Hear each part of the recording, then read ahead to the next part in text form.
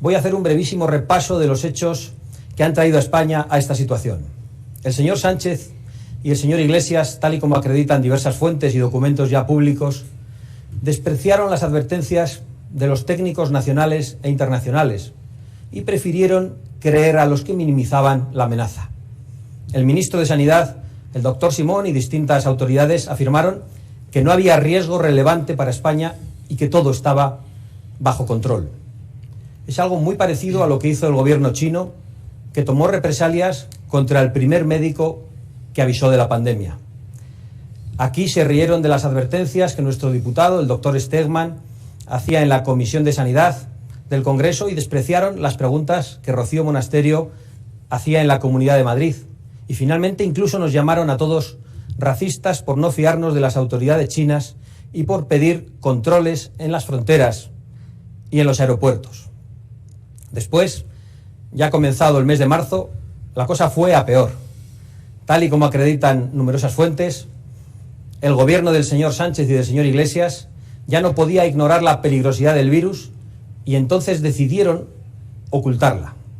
Desde el viernes 6 de marzo, el Ministerio de Sanidad dejó de publicar los datos sobre la pandemia, que no se reanudaron hasta el lunes 9 de marzo. Sin embargo, el propio doctor Simón afirmó que el domingo a mediodía, 8 de marzo, ya sabían que los casos estaban disparados en Madrid y en vez de suspender todas las aglomeraciones de ese fin de semana, las permitieron y las alentaron junto a todos los partidos con responsabilidades de gobierno.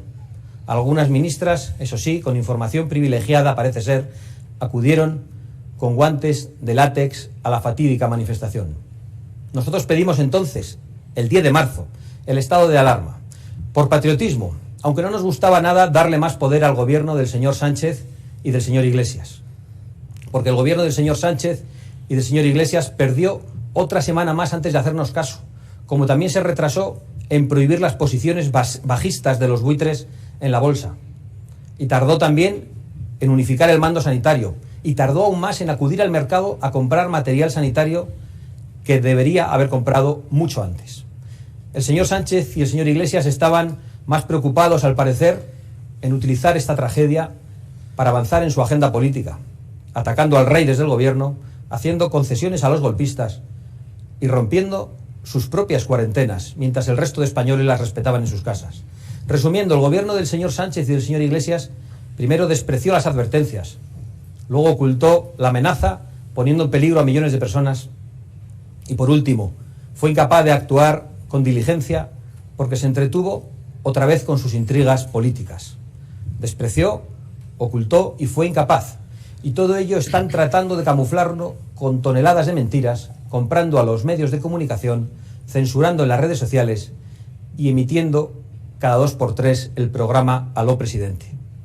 Todo esto y más le dije al señor Sánchez en el último debate parlamentario, y aún así le dimos nuestro voto pidiéndole, yo llegué a rogárselo, que por el bien de España y de los españoles rectificase y utilizase el poder inmenso que le daba la Cámara para huir de los extremistas, para proteger la salud de los españoles y para garantizar el futuro económico.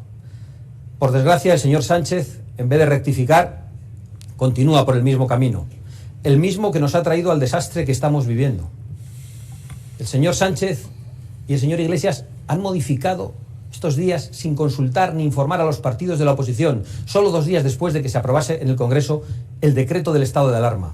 Ha seguido las indicaciones y presiones de Esquerra Republicana y Bildu. El señor Iglesias sigue acaparando poder. Continúan en sus puestos autoridades negligentes que pedimos que fuesen cesadas.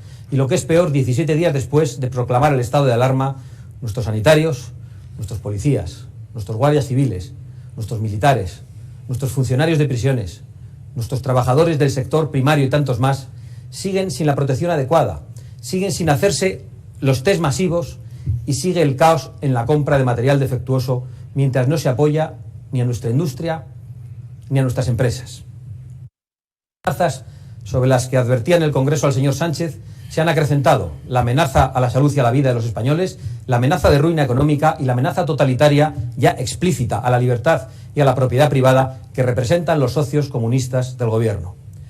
Por todo ello, y esto es lo principal, pero no lo único que hoy queremos comunicar a los españoles, Vox reclama la dimisión inmediata del señor Sánchez y del señor Iglesias, porque creemos que su gestión es nociva para la vida de los españoles, trae ruina para la economía española y amenaza gravemente la libertad en España. Asimismo, proponemos la creación urgente de un gobierno de emergencia nacional.